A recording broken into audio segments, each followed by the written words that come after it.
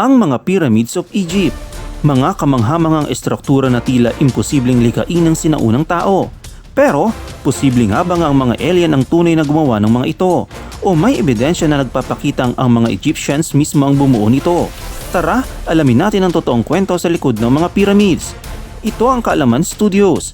I-like, share at comment at i-subscribe ang channel para mas marami pang kaalaman ang iyong malaman. Huwag din kalimutang i-click ang notification bell para maging updated ka sa mga susunod nating mga videos. Matagal nang may mga haka-haka na ang mga pyramids ng Egypt ay hindi gawa ng tao. Ang ilan, naniniwalang mga alien ang nagtayo nito o di kaya itinulungan ang mga sinaunang Egyptians gamit ang advanced technology. May ilan ding nagsasabing ito raw ay gawa ng isang nawalang sibilisasyon tulad ng Atlantis.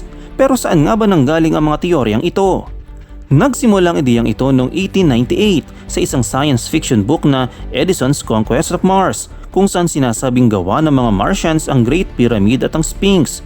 Noong 1968, mas pinasikat ito ni Erich von Däniken sa kanyang aklat na Chariots of the Gods, kung saan inilahad niya na ang mga sinaunang astronaut daw ay bumisita sa mundo at nagturo ng advance na kaalaman sa mga tao. Pero teka, may ebidensya ba talaga na may kinalaman ng mga alien sa paggawa ng pyramids? O isa lang itong alamat na kumalat dahil hindi natin agad naunawaan ng tunay na kasaysayan?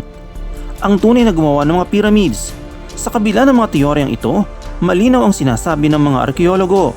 Ang mga pyramids ay ginawa ng libu-libong Egyptian workers sa loob ng maraming taon gamit ang organisado at epektibong mga pamamaraan. May mga natuklasang kampo ng mga manggagawa malapit sa Great Pyramid ng Giza. May mga tirahan, pagkain at kahit libingan ng mga namatay sa paggawa ng pyramids.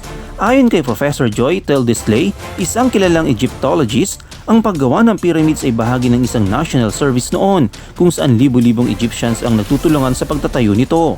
At kung paano nila naiangat ang mga dambuhalang bato? Simple lang, gumamit sila ng mga rampa at tuloy-tuloy na teamwork para itayo ang estruktura. Hindi ito magic at lalong hindi ito alien technology. Ito ay resulta ng matinding sipag at talino ng mga sinaunang Egyptians. Bakit nga ba kumalat ang alien theory? Kung may ebidensya na tao ang gumawa ng pyramids, bakit maraming naniniwala pa rin na mga alien ang may gawa nito?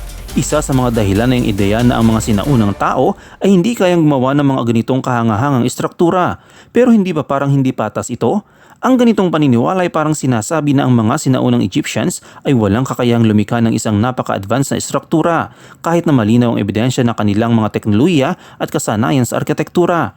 Ang totoo, ang pagtatayo ng pyramid sa isang malaking hakbang sa pag-unlad ng kanilang sibilisasyon.